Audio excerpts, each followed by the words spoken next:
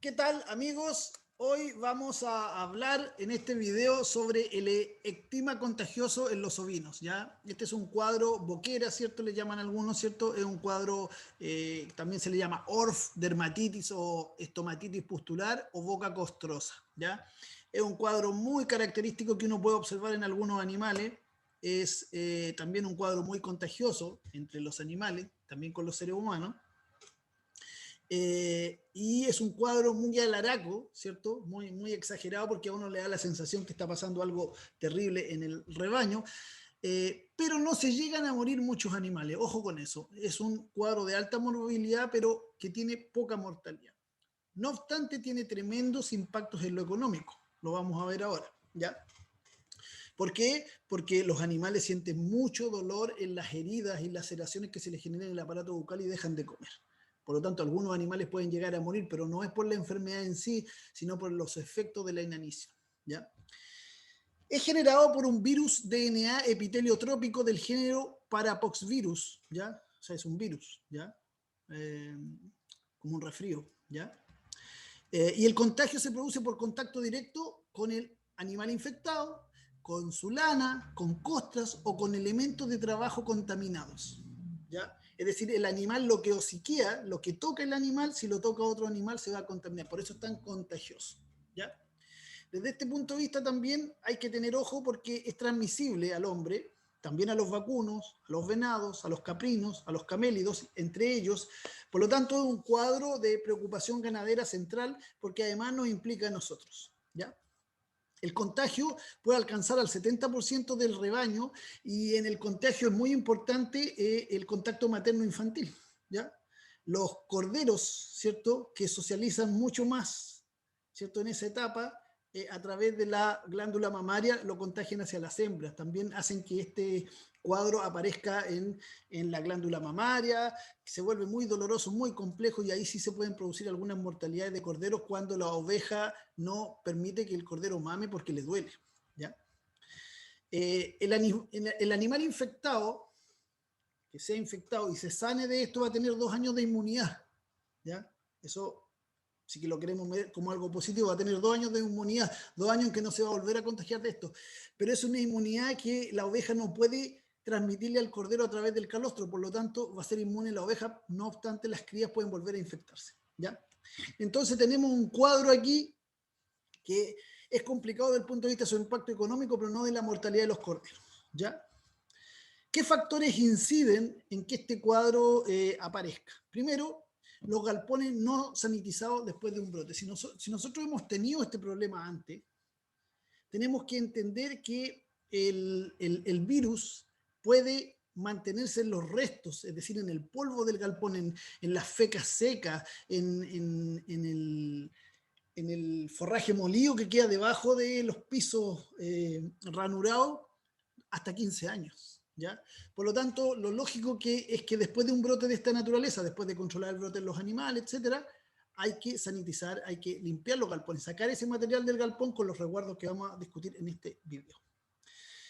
Otro factor es el contacto con rebaños o animales externos. Esto ya lo hemos visto en otras enfermedades contagiosas, ¿cierto? Los animales que van en transhumancia tienden a no tener mucho contacto con otros animales, pero sí hay un riesgo de que tengan contacto con otros animales, no necesariamente ovejas, cabras, ya vimos, bovinos. Eh, el, el hociqueo en los cercos, ¿ya? Los animales que largamos a pastar a la playa, al camino, ¿ya? En esas épocas en que nos falta forraje. El, el trasladar animales de resguardo, burros, llamas, de un predio a otro, ¿ya? El llevar implementos, guantes, overoles, de ir a ver animales que tienen esta enfermedad a un predio y después ir al predio de uno y mantener esos materiales, esos mismos implementos, ¿ya? Entonces el contacto con rebaños o animales externos es mucho más que simplemente que se junten mis animales con los otros, hay otras vías, ¿cierto? El manejo estresante de los animales. Los animales, estos cuadros virales, cuando los animales bajan su defensa producto de un estrés muy grande, entonces puede sobrevenir las condiciones para que sobrevenga un brote de esto si es que está presente el inóculo, ¿ya? Hacinamiento, falta de aireación y estabulación prolongada. también esto genera condiciones para que el virus adquiera más velocidad en su dispersión, ¿ya? Y por lo tanto, tenemos que tratar de que los galpones sean aireados, que las estabulaciones sean lo estrictamente necesarias, salvo si tenemos sistemas que implican, desde el punto de vista productivo, la estabulación como un método regular de producción, entonces tenemos que tener mucha más observación sobre este tema. Pero en el caso de los sistemas de pastoreo que estabulamos solamente en ciertas condiciones, entonces esas condiciones hay que tratar de mantenerlas aireadas, con animales no tan apilados, ¿ya? Y tratar de... recuerden siempre que los animales lo que requieren es no mojarse, ¿ya? Un techo, ¿ya? Y ojalá que el viento no les pegue por el lado, pero se pueden tener un par de lados del galpón con buena aireación. Y evitar el hociqueo en los cercos. Evitar el hociqueo en los cercos. Si nosotros sabemos que los animales de nuestro vecino tienen, entonces los potreros contiguos hay que tratar de no tener los animales ahí, o hacer un doble cerco, ¿cierto? Hay zonas donde se hace el doble cerco, los animales de cabaña particularmente, los animales de alta genética, para mantenerlos a resguardo. Son medidas de bioseguridad. Veamos, ¿cuáles son los síntomas? Los síntomas son más o menos evidentes porque uno ve la boquera en el animal, ¿ya? La incubación, desde que el animal toma contacto con un animal infectado hasta que expresa las primeras pústulas, las primeras alteraciones en la piel bucal, son de 2 a 6 días, es decir, una semana aproximadamente. Se producen lesiones en los labios, en los hollares nasales, en la mucosa bucal, en los pezones, en los genitales, y son lesiones muy dolorosas. Lo primero que se ven son ciertos anillos en la piel con un punto rojo en el centro. ¿Ya? Hay que observar muy de cerca a los animales para poder ver esa fase. ¿Ya? Se forman pústulas, ulceraciones y costras. En las ulceraciones y costras es habitualmente cuando nosotros nos damos cuenta, y eso quiere decir que el cuadro ya lleva como 10 días en el predio. ¿Ya? Las costras se desprenden a las 3 o 4 semanas sin dejar cicatrices. Las costras son sumamente portadoras del contagio, ¿ya? Por lo tanto, estos animales ya tendríamos que haber tomado medidas con ellos.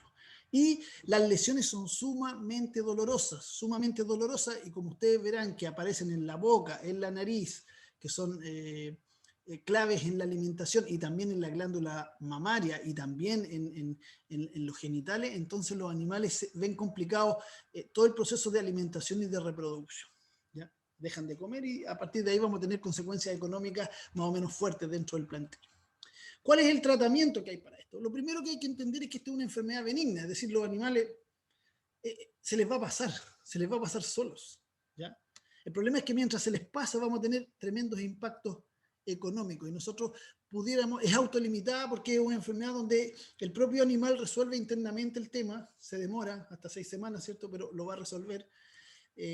Pero el tema es cómo nosotros aceleramos y manejamos este proceso para que tenga un menor impacto productivo. Lo primero, ¿cierto?, es que nosotros deberíamos separar estos animales, limpiar las heridas con algún tipo de antiséptico veterinario, ya sea yodo, oxigenada, jabón, clorexina, ¿cierto? Ahí ustedes conversen con su veterinario cabecera, hay varias opciones. El tema es que uno debería hacer limpiezas en pequeña escala cuando uno tiene rebaños pequeños, ¿cierto? Hasta que esto va a ir mejorando, como vemos aquí, ¿cierto? Esto va a ir mejorando lentamente, muy lentamente, pero va a mejorar más rápido que si los dejamos solos, ¿ya? Se utilizan antibióticos si es que hay complicaciones mamarias o infecciones secundarias. Recuerden ustedes que es un virus, así que los antibióticos no le hacen nada al virus, pero sí se producen otro tipo de infecciones a partir de las lesiones que genera el virus y ahí a veces hay que atender con algunos antibióticos. Recomendable dar alimentos blandos, abundante agua para los animales que han sido separados, que han sido apartados. Esto de aislar a los animales infectados es crucial, es clave, es central. Usted tiene que revisar los animales y separarlos. Y cuando digo separado me refiero a un lugar donde no tienen contacto con el resto de los animales, ¿ya?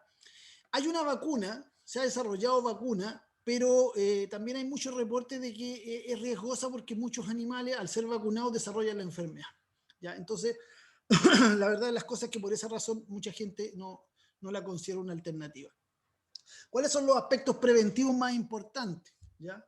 Y quiero poner énfasis en esto.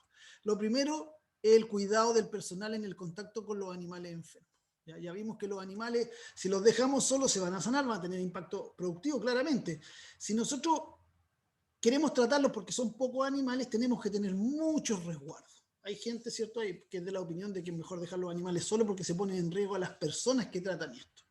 Si nosotros queremos tratar animales enfermos, tenemos que ponernos, primero que nada, y no nos pase esto, tenemos que ponernos mascarilla, tenemos que ponernos guantes, tenemos que ponernos una bata desechable, ¿cierto?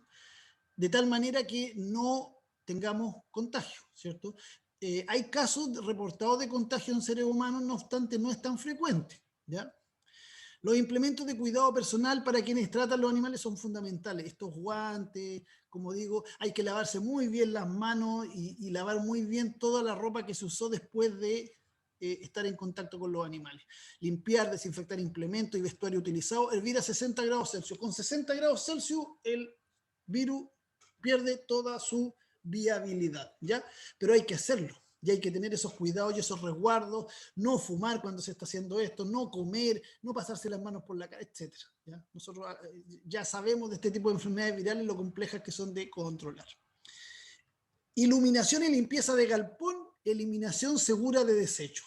Es decir, nosotros esa enfermería donde tenemos los animales, después que los animales se sanen, después que ya tengan estos que hayan botado todas sus costras, ya no tengan nada, ¿cierto? Nosotros esa